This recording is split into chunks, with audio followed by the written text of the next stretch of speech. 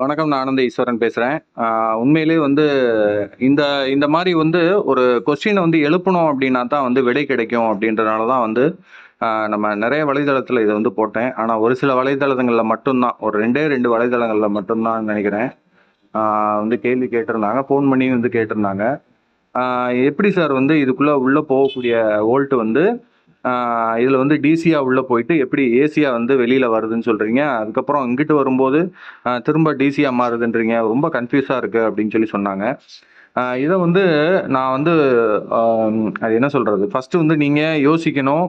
அ ஏன்னா வந்து ஒரு கம்பிச்சுருள் வழியா வந்து ஒரு மின்காந்த புலம் வந்து அது காய்ச்சறதுக்கு வந்து இந்த வீடியோல வந்து பார்த்தீங்க அப்படின்னா, உங்களுக்கு வந்து டிசிஐ யூனிட் இந்த டிசிஐ யூனிட்ல இருந்து பவர் காயிலுக்கு வந்து பிங்க்ல பிளாக் கலர் ஒயர் வந்து மெயினா வந்து உள்ள போகுது. உள்ள போகும்போது டிசியா தான் வந்து உள்ள போகுது. அங்க வந்து பார்த்தீங்க அப்படின்னா, அங்க வந்து 2 காயில் இருக்கும். உள்ள பார்த்தீங்கன்னா பிரைமரி அண்ட் செகண்டரி காயில் இருக்கும். இதுக்காண்டி தான் வந்து நம்ம இந்த பவர் காயிலுக்கு வந்து 2 ஓம்ஸ் வேல்யூ வந்து பார்க்குறோம். ஒண்ணு வந்து 200 ஓம்ஸ்ல மல்டிமீட்டர் வச்சுட்டு நம்ம வந்து எவ்வளோன்னு பார்க்குறோம். இன்னொன்னு வந்து 20 கேல வச்சுட்டு நம்ம எவ்வளோன்னு பார்க்குறோம். அப்போ வந்து ஸ்டெப் அப் ஆகுது. ஓகேங்களா? அப்ப இந்த மாரி 2 காயில் இருக்கிற இடத்துல மட்டும் தான் வந்து டிசி குடுத்தோம்னா, அது வந்து ஏசியா மாறும். சிங்கிள் காயில் இருக்கக்கூடிய இடத்துல நம்ம குடுத்தோம் அப்படின்னா, அதே அதே தான் வந்து அப்படியே வந்து வெளியில வரும்.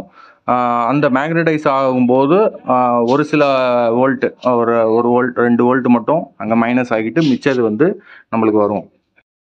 அது வந்து தியரி வந்து கரெக்ட். ஆனா, அது வந்து என்னன்னா 2 காயிலா இருக்கணும். ஓகேங்களா? ஒரு ஒரு காயில் வந்து 2 காயிலா இருந்தா மட்டும் தான் வந்து உங்களுக்கு வந்து அல்டர்னேட்டிவ் கரண்ட் வந்து டிசி கரண்ட் வந்து அல்டர்னேட்டிவ் கரண்ட்டா வந்து மாறும். இது இங்க இருக்கிறது வந்து ஒரே ஒரு காயில் தான். இதுல பார்த்தீங்கன்னா வந்து டயோடு எதுவுமே கிடையாது. இது யாராவது சொல்லுவீங்க அப்படின்னு பார்த்தேன். யாருமே சொல்லல. இது பார்த்தீங்கன்னா வந்து ஒரு காயில் இருக்கு, ஒரு ரெசிஸ்டர் இருக்கு, இங்கிட்டு வந்து ஒரு கெப்பாசிட்டர் இருக்கு. அவ்வளவுதான். இதுல வேற ஒண்ணுமே கிடையாது. ஆனா நான் வந்து உங்கள வந்து கொஞ்சம் கன்ஃப்யூஸ் பண்ணியிருக்கேன். நெறைய பேர் வந்து கன்ஃப்யூஸ் ஆகியிருக்கீங்க. ஓகே. எனக்கு கன்ஃப்யூஸ் ஆகணும். அதுல ஒரு புது விடை வந்து கிடைக்கணும் அப்படின்றதுக்காண்டி தான் நான் வந்து இத சொன்னேன். ஆ தவறா இருந்தா மன்னிச்சுக்கோங்க. ஏன்னா வந்து ஒரு கேள்வி நம்ம வந்து எழுப்பும்போது தான் வந்து ஒவ்வொருத்தவங்களும் வந்து யோசிக்க வைக்கும். இது பார்த்தீங்கன்னா, உள்ள போகக்கூடிய வோல்ட் வந்து இந்த இது வழியா வந்து உள்ள பாஸ் ஆகுது. ஓகே. இதுதான் வந்து பி, அது எல். அப்ப இதுலயே வந்து உங்களுக்கு தெரிஞ்சிருச்சு. அப்ப உள்ள போகும்போதே வந்து பார்த்தீங்க அப்படின்னா, ஒரு ரெசிஸ்டர் மூலியமா தான் வந்து உள்ள போகுது. உள்ள போயிட்டு நீங்க இந்த காயில் வழியா வந்து போகுது. ஓகே. அந்த காயில் வழியா போகும்போது, உங்களுக்கு வந்து இது வந்து நம்ம மேக்னடைஸ் ஆகி வந்து இழுக்கப்படுது. இழுக்கப்படும்போது என்ன ஆகும்னா, இந்த கெப்பாசிட்டர் வழியா திரும்ப வந்து இது வழியா வெளிய போயிருது. இதுதான். இத யாராவது தெளிவா சொல்லுவீங்க அப்படின்னு பார்த்தேன். யாரும் வந்து சொல்லல. இருந்தாலும் வந்து சொல்றதுக்கு டைம் இல்லாம கூட இருந்திருக்கலாம். இந்த மாரி வந்து வீடியோ தகவல வந்து எடுத்து சொல்லாம இருக்கலாம். ஆனா வந்து ஆ முக்காவாசி எல்லாருக்குமே தெரிஞ்ச விஷயம் தான் வந்து நம்ம இத பத்தி பேசிக்கிட்டே இருக்கோம். இதுல வந்து என்னன்னா, ஒரு சுவாரஸ்யமான ஒரு விஷயம் என்னன்னா, இந்த இடத்துல தொட்டவுனே ஷாக் அடிக்குதுன்னு சொன்னாங்க. எப்பயுமே வந்து ஏசி ஷாக் அடிக்கும், டிசி எப்படி ஷாக் அடிக்கும் அப்படின்னு சொல்லி அதுவும் வந்து கேட்டிருந்தாரு ஒரு நண்பர். அவர் மதிப்புக்குரிய ஆ அவர் கேட்டதும் வந்து உண்மதான். ஒரு வண்டி வாட்டர் வாஷ் பண்ணும்போது, நம்ம தெரியாம வந்து நம்ம பாசிட்டிவ்ல வந்து கை வச்சுட்டோம் அப்படின்னா, அது வந்து உங்களுக்கு வந்து ஷாக் அடிக்குது. அப்ப அது வந்து ஏசியா, டிசியா சார் அப்படின்னு சொல்லி கேட்டாங்க. அதுவும் வந்து டிசி தான். டிசி வோல்ட் வந்து உங்களுக்கு வந்து நீங்க டைரக்ட்டா பூமியோட கான்டாக்ட் பண்ணும்போது, நீங்க வந்து அந்த பையன் வந்து செருப்பு போட்டு அந்த செருப்பும் ஈரமா இருக்கும். அப்போ வந்து அவர வந்து அந்த பாசிட்டிவ்ல வந்து டச் பண்ணும்போது, அவருக்கு வந்து ஷாக் அடிச்சிருக்கு. இதுதான் அங்க நடந்தது. அதே மாரி இங்கேயும் வந்து இது பார்த்தீங்கன்னா பாசிட்டிவ். இந்த பாசிட்டிவ்ல வந்து இவர் கை வச்சிருக்காரு. இது பார்த்தீங்கன்னா இது வந்து பி, அது எல். ஓகேங்களா? இதுலயே உங்களுக்கு தெரியுது பாருங்க. மைனஸ் நெகட்டிவ் போட்டிருக்கு.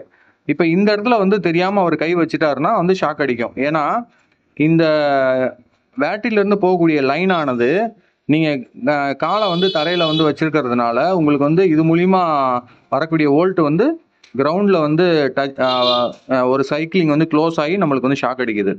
ஓகேங்களா? இப்ப இதுல வந்து உங்களுக்கு ஏற்பட்ட சந்தேகங்கள் எல்லாமே கிளியரா இருக்கும் அப்படின்னு நெனைக்கிறேன். இன்னொரு தடவ சொல்றேன்.